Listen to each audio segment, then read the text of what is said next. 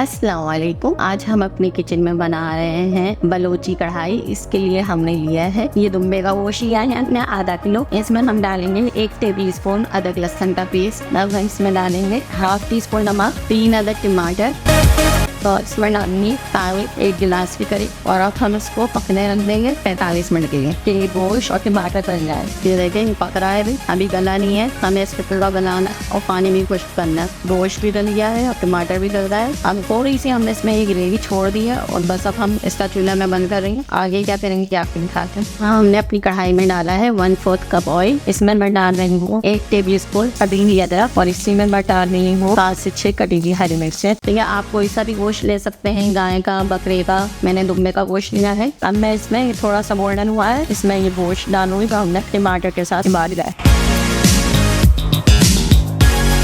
अब मैं इसमें डालूंगी, मैंने 1 टेबल स्पून साबुन धनिया और 1 टेबल स्पून सफेद जीरे को कूट लिया है, ये डालेंगे। और इसमें डालूंगी हाफ टी स्पून कुटी हुई लाल मिर्च, आप ज़्यादा कम कर सकते हैं तो मर्जी से। और इसमें डालूंगी chaat masala half tea spoon, गरम मसाला पाउडर 1/4 टीस्पून। और इसमें डालूंगी 1 टेबल स्पून कढ़ाई गोश्त मसाला, किसी भी ब्रांड का लेना, होममेड भी ले सकता है। अब मैं डालिए हाफ टी स्पून काली मिर्च पाउडर, 1 टीस्पून कसूरी मेथी, 5 से 6 सारी हरी मिर्चें। और अब मैं इसे 5 मिनट दम पर रखूँगी, बस फिर ये तैयार है। ये देख सकते हैं हमारी कढ़ाई हो गई है बिल्कुल तैयार। दुम्बे की बलोच कढ़ाई, ये थोड़ा सा मैंने हरा धनिया डाल दिया।